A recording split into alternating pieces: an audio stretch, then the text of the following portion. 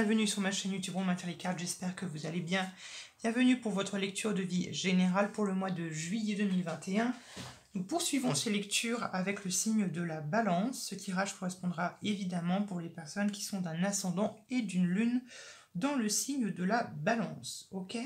Gardez à l'esprit bien évidemment que c'est un tirage qui est général, ça ne va pas parler à toutes les balances de la Terre entière. Chacun d'entre vous ne vivez pas les mêmes choses au même moment. D'accord ? Deuxième petite précision, pour toutes les personnes qui voudraient une consultation privée avec moi, je vous invite à aller dans la boîte de description où vous aurez toutes les modalités. Vous avez un lien vers ma page Facebook avec un post épinglé où vous trouverez toutes les démarches à suivre.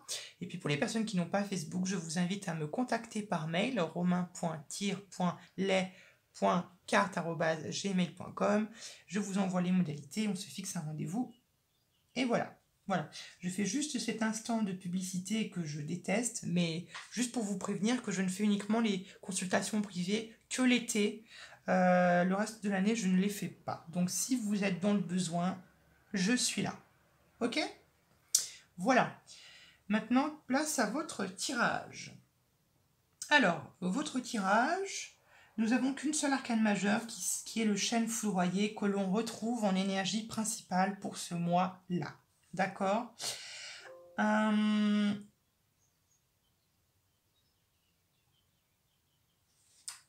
De ce qu'il en reste, on a beaucoup de coupes. On a quand même 1, 2, 3 et 4. Donc beaucoup de coupes, donc beaucoup d'émotions peut-être pour ce mois de juillet. On a 2 bâtons, ok, et on a 2 pierres. Mais du coup, il nous manque des flèches, donc pas de mental, ce qui est curieux pour vous, qui est quand même un signe d'air, donc pas de mental. On est uniquement dans les émotions, peut-être dans l'intériorisation et dans l'action. D'accord ? Et puis en dos de deck, on a le valet de vase. Ok, et d'un point de vue astrologique, nous avons la lune en maison 11. Vous voyez comme quoi on est vraiment sur de l'émotionnel ici, pour ce mois-là. On est parti, on rentre dans le sujet même de la vidéo. Alors attendez, j'ai pas regardé. D'accord, l'étoile. D'accord, l'étoile et la lune.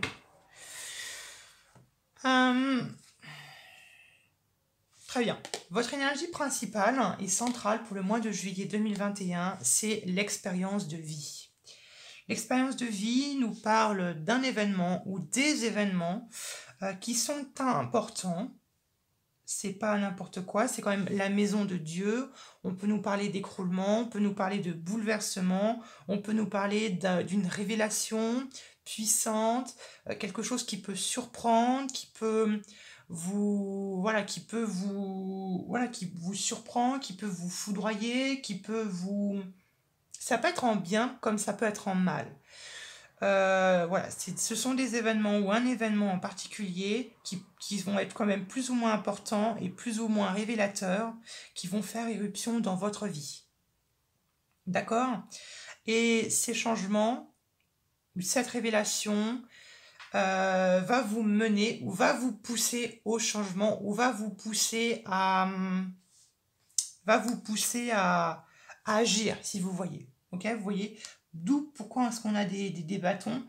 Donc, je pense que cet événement ou cette révélation, c'est quelque chose qui se fait intérieurement. C'est quelque chose qui se fait dans votre tête. Ici, c'est la position dans votre tête. Ici, il y a un bouleversement dans votre tête. Et je pense que c'est de l'ordre affectif, pardon. Pour certains d'entre vous, je sentirais plutôt que ça peut être un deuil que vous faites intérieurement. Ça peut être le deuil d'une relation ou le deuil d'une situation émotionnelle que vous faites pour le mois de juillet qui peut peut-être paraître un peu brusque, un peu violent. Vous voyez, c'est un petit peu comme si c'était du jour au lendemain, vous décidiez, je ne sais pas, d'oublier telle ou telle personne, ou d'oublier telle situation, ou d'oublier telle relation, par exemple. C'est un exemple, hein. J'essaie de vous montrer un peu des exemples, d'accord? D'accord? Et vous voyez, en plus, c'est fou, parce que c'est l'impression que c'était un blocage pour vous. C'était un blocage pour vous que vous avez réussi à casser, que vous avez réussi à briser, pour pouvoir réaliser quelque chose qui est cher à vous, qui est cher à votre cœur. D'accord?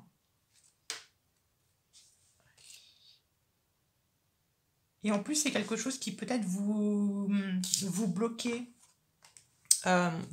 psychologiquement. On a peut-être ici des blocages psychologiques ou des blocages émotionnels ou des blocages de tout ordre. D'accord?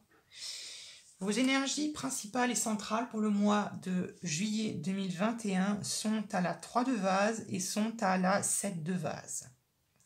La 3 de vase nous montre une situation de bonheur, nous montre une situation d'épanouissement. Quand on est finalement avec les personnes qui nous entourent, avec notre environnement proche, toutes les personnes que nous aimons et qui nous aiment en retour. Avec la 3 de coupe, il y a cette notion de réciprocité. C'est-à-dire que on est entouré de bonnes personnes. Vous voyez, pas de personnes qui pourraient paraître hypocrites ou pas des mauvaises personnes, vraiment des personnes en qui on a confiance et qu'on sait que l'on peut se confier à elles, on sait que l'on peut tout leur dire sans que ce soit révélé, que ce soit révélé. D'accord? Donc, la 3 de vase, c'est la joie. C'est le bonheur, c'est l'épanouissement, ça peut être les retrouvailles, ça peut être une forme de festivité, ça peut être un mariage,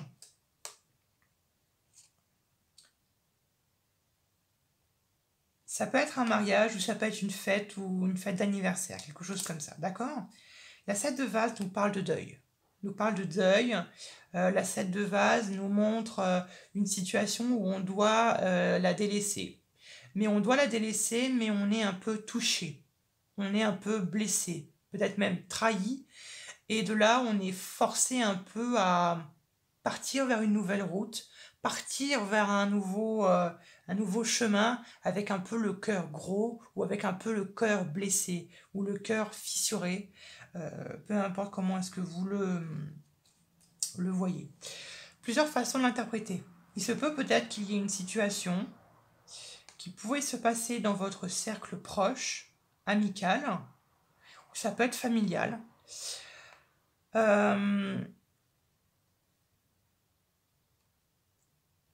Il peut y avoir quelque chose qui prend fin, ou quelque chose qui se transforme. On peut faire le deuil, on peut faire un état d'âme d'une situation passée dans laquelle on était bien.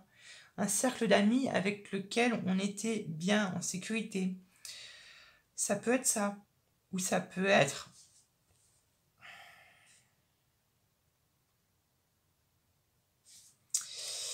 vous permettez, je vais en mettre une sur... ça peut être les amis, hein, on a quand même la maison 11. Mais pour être sûr, avec la 3 de vase.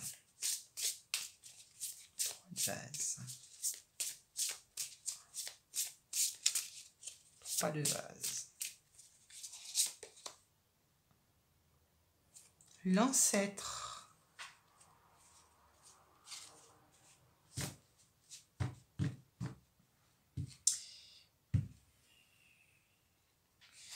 On a l'extase, l'injustice. D'accord, donc peut-être que finalement peut-être que dans votre cercle amical, il y a peut-être eu des complications, peut-être qu'il y a eu des sentiments où vous vous sentez peut-être exploité, où vous vous sentez dans une situation d'injustice. Ça peut être ça pour certains d'entre vous. Dans tous les cas, je pense que certains d'entre vous, vous êtes en train de faire le deuil de quelque chose, soit d'une relation, ça peut être une relation amicale avec quelqu'un en particulier, peut-être d'un signe du Sagittaire, ou ça peut être d'une relation avec quelqu'un peut-être de plus vieux que vous décidez de mettre de côté. Ou ça peut être une forme de paternité, quelqu'un qui est plus vieux que vous, ou ça peut être, au contraire hein, une renaissance ou une reprise de contact.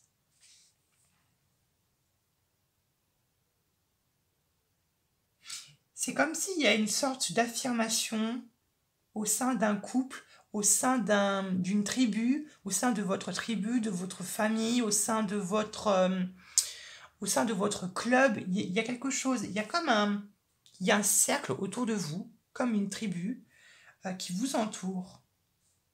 Et peut-être que vous vous y sentez pas tellement bien, ou vous ne vous y sentez pas forcément très impliqué, ou est-ce que vous ne vous y sentez pas vraiment à votre place, ou peut-être que vous avez du mal à vous y trouver une place. Il y a cette notion-là. Ok? Bon voilà, on va avancer. Ça peut être également professionnel, hein. On peut ne pas se sentir bien parmi d'un cercle de collègues, d'accord? Ça peut être amical comme ça peut être autre chose. Ce que vous voulez le plus, bah, c'est l'émancipation, c'est-à-dire vous battre pour votre liberté, vous battre pour votre indépendance, pour votre pleine conscience, pour vous battre pour votre... pour vous battre pour...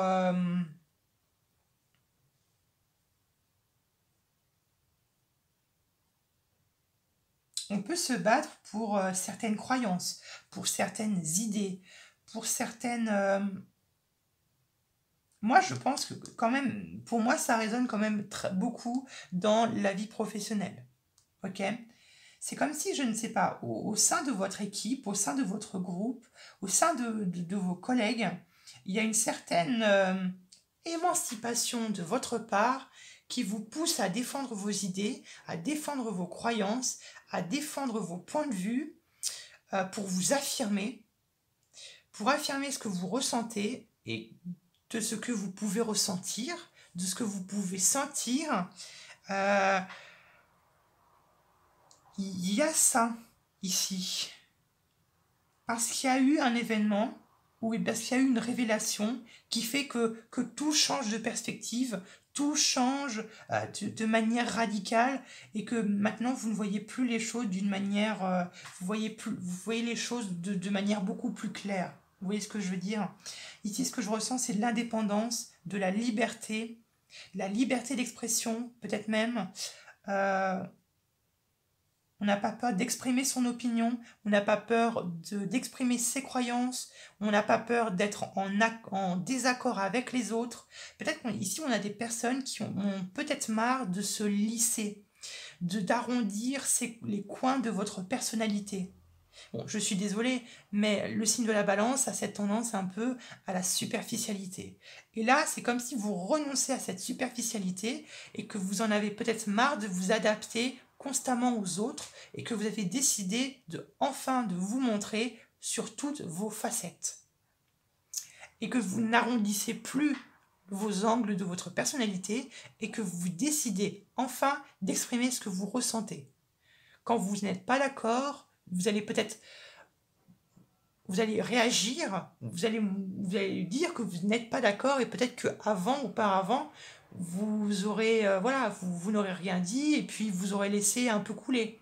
Vous voyez ce que je veux dire? Je vous essaie de vous donner un peu d'exemple pour un peu vous transmettre le genre d'énergie que que je ressens ici, d'accord? Ce qui va vous aider à obtenir ce que vous voulez le plus, c'est la tradition, c'est-à-dire d'être fidèle à vos croyances, d'être fidèle à vos idées. C'était ce que j'ai un peu en train ici de vous dire, avec cette notion de 9 de pierre, c'est l'indépendance. C'est l'indépendance financière, oui, mais c'est aussi l'indépendance d'un point de vue de vos valeurs qui vous sont propres à vous. C'est-à-dire la notion d'indépendance de votre point de vue à vous. La liberté, Ça peut être l'indépendance financière, ne plus dépendre de quelqu'un financièrement parlant, se détacher d'une situation financière qui était compliquée pour vous et d'enfin de vous auto-satisfaire, de vous auto-suffire, de s'auto-responsabiliser. D'accord? Et cette 9 de pierre nous montre que vous êtes capable tout simplement de vous débrouiller tout seul. Peut-être qu'il y a ici des personnes qui en ont peut-être marre d'être peut-être constamment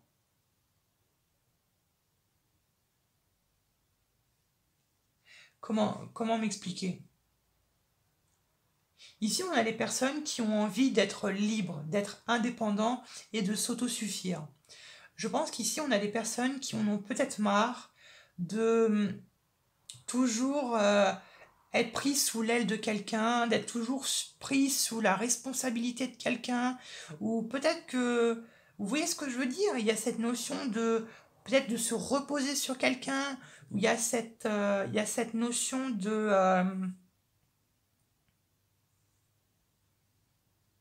ouais, il y a cette notion d'être pris sous l'aile de quelqu'un. Et ici, c'est comme si on brisait ce schéma répétitif que vous avez pu subir ou que vous avez pu vivre dans votre passé.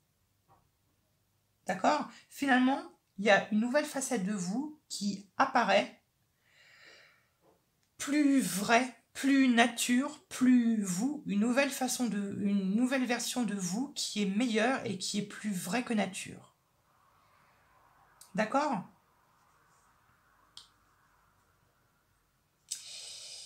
Ce qui va finalement vous empêcher d'obtenir ce que vous voulez le plus, c'est le roi de pierre. Ici, le roi de pierre représente le roi de denier.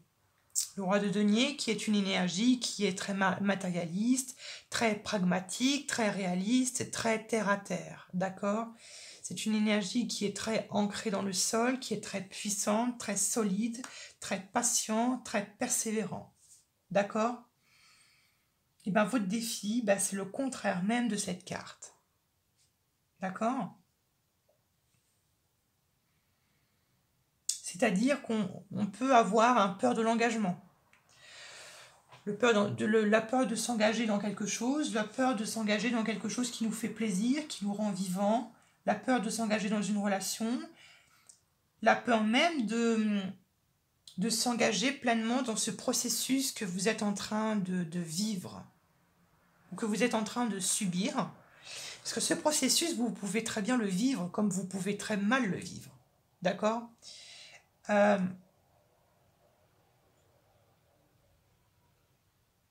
Peut-être ici, on a des personnes qui manquent de confiance en eux, qui ont peur de perdre le contrôle sur leur vie, qui ont peur de perdre cette émancipation. Peut-être qu'ici, on a des personnes qui ont peur de perdre leur indépendance, qui ont peur de perdre leur liberté. On a des personnes peut-être qui ont peur de dépendre de quelqu'un ou d'être dans la dépendance affective ou d'être dans la dépendance. Vous voyez ce que je veux dire? Ou peut-être qu'on a des personnes aussi qui ont peur d'être sous le contrôle, d'être contrôlé par quelqu'un ou sous le contrôle de quelqu'un, sous la maîtrise de quelqu'un, ou au contraire, ça peut être vous, on peut avoir peur de contrôler les autres, ou de trop les maîtriser, ou de trop les diriger, même si je pense que c'est plutôt le contraire. Je pense qu'il y a des personnes qui ont peur d'être contrôlées, dirigées, d'être contrôlées, d'être maîtrisées. Vous voyez ce que je veux dire? Et ça, c'est pas du tout ce que vous voulez. Dans la vie sentimentale, voilà pourquoi est-ce que vous êtes dans cette situation où vous ne voulez pas être dans la dépendance affective, parce que dans la vie sentimentale, on a quand même un roi de vase. Le roi de vase, soit l'héron, qui est la maîtrise même des émotions, la stabilité même des émotions. Ici, je dirais plutôt que c'est une personne qui est d'un signe d'eau, Scorpion, Cancer, Poisson, dans la vie sentimentale. J'oublie de dire à chaque fois que la vie sentimentale, ça peut être la vie amoureuse, amicale, ça peut être vos liens affectifs que vous entreprenez dans votre vie sociale. C'est pas forcément amoureux. Ici, le roi de vase, ça peut être soit la stabilité de vos émotions, on maîtrise ses émotions, on ne se laisse pas submerger, ça peut être ça, ou ça peut être quelqu'un qui vous est très cher,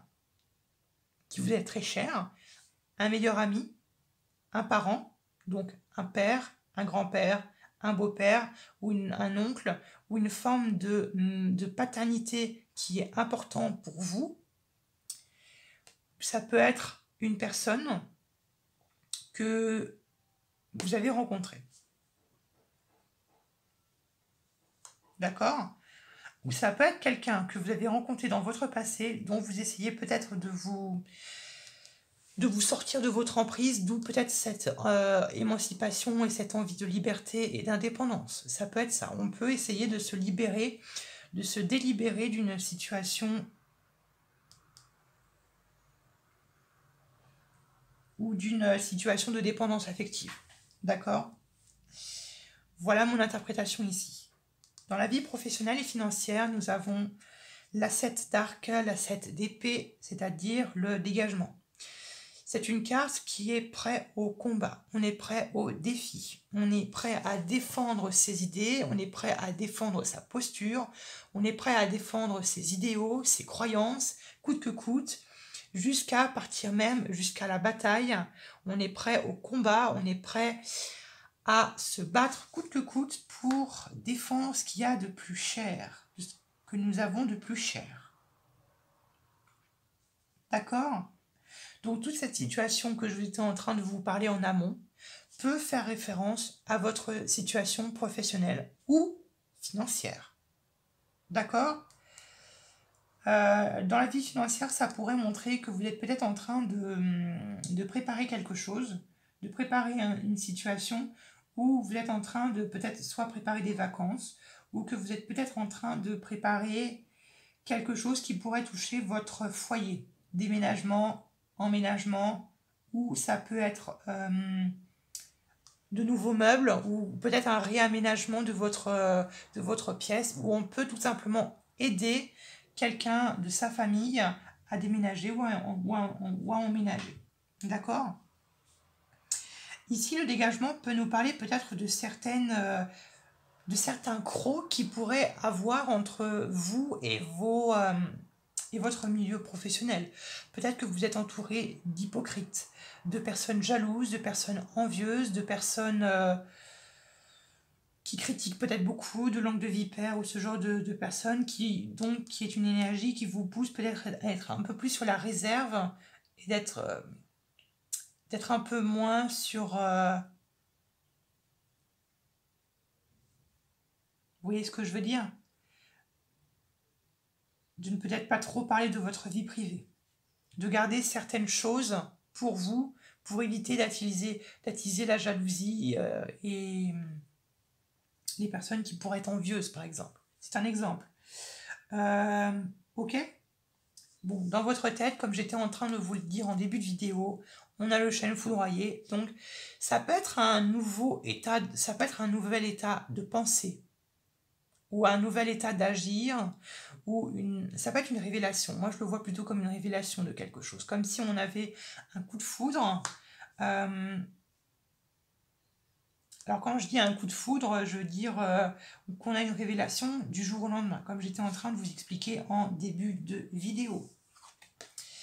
L'énergie en fin de mois de juillet, nous avons la 2 de vase, soit l'attirance. La 2 de vase est une carte de... Ça peut être de retrouvailles, ça peut être une carte où l'on se retrouve. Mais ici, je ne dirais pas de se retrouver avec son alter ego, je dirais plutôt de se retrouver avec soi-même. De trouver... Moi, je le vois plutôt ici comme la fusion entre le yin et le yang, entre vos défauts, vos qualités, entre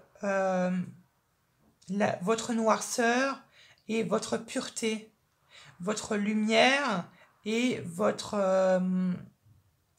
ombre. Vous voyez ce que je veux dire ? Il y a cette notion ici de dualité, mais de dualité, je pense que c'est quelque chose qui se fait intérieurement, en vous. Je pense que c'est une retrouvaille entre... Ça va être... Moi ici, je le vois comme la découverte d'une nouvelle facette à vous, une nouvelle facette de votre personnalité à vous. Comme si vous vous redécouvrez encore une fois. Il y a cette notion où on se redécouvre, où on s'apprend à s'aimer, on s'apprend à s'apprécier, on s'apprend à s'aimer soi-même. Je pense que c'est intérieurement, je pense que c'est vous, je pense que c'est spirituellement. D'accord? Voilà, j'espère que ce tirage vous a plu. Je vous embrasse et on se retrouvera plus tard pour de nouveaux tirages. Gros bisous!